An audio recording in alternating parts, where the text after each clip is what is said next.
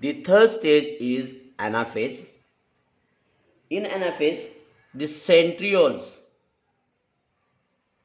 split and the sister chromatids, so sister chromatids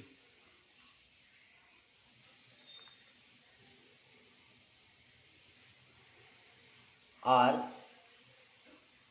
of each chromosome are get separate. Sister chromatids separate. Then these sister chromatids, here the sister chromatids, they are get separate. Then the sister chromatids are pulled towards the pole of the nucleus. Then the each sister chromatids are called, each sister chromatids are called as a daughter chromatids. Then they are arranged, then these chromatids are arranged at the pole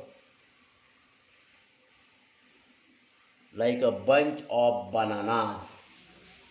In this way, the set of chromosomes reach at the two poles of the cell.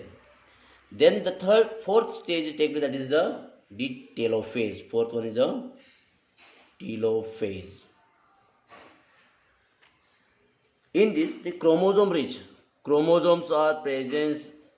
are divided in a nucleus. They are reached at opposite pole, where they reach at the opposite poles of the cell. So here bunch of chromosomes are reached here, opposite pole of the cell, and there this chromosome become thread like thin. Then their chromosome become thread like and also become thin, so that they are become invisible. Then their nuclear membrane, then slowly nuclear membrane is developed over the chromosome of set of each chromosome. Thus the two daughter nuclei are formed. Later on, spindle fibers is completely disappeared. Then when the spindle fiber, that spindle fiber is completely disappear between them, and they are get separated. In this way, the karyokinesis process is completed in a 4 stage. After karyokinesis, the next stage that is a cytokinesis. In whatever in cytokinesis, in a cell, the two daughter nuclei are formed. Okay, in cytokinesis, what happens? The notch is formed. This notch slowly grow towards the both sides, towards each other, and finally the notch depends and they join to each other. There it gets separated. As a result, the two daughter cells are formed.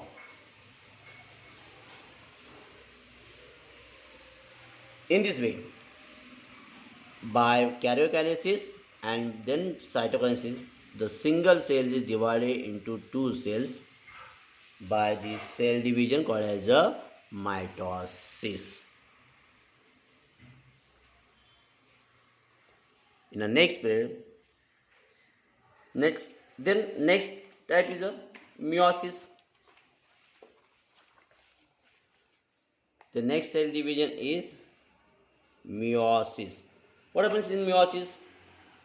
It is completed in 2 stages. There are 2 stages. One is meiosis 1 and second is the meiosis 2. In meiosis 1, recombination or crossing over occur between the chromosomes, homologous chromosomes. Then these homologous chromosomes are divided. Then these homologous chromosomes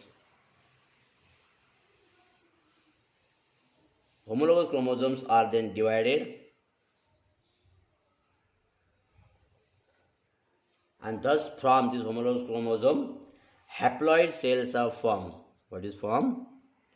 Haploid cells are formed. Then in second mid stage of meiosis, it is just like mitosis. Almost mitosis and meiosis are similar. In this stage, the haploid cells, two haploid cells, daughter cells, are formed from this single haploid cell. Okay. Then in this sister chromatids and 4 haploid daughter cells are formed. Then there are again sister chromatids, and these 2 haploid cells again form the 4 haploid cells. In this process, the gamete formation take place.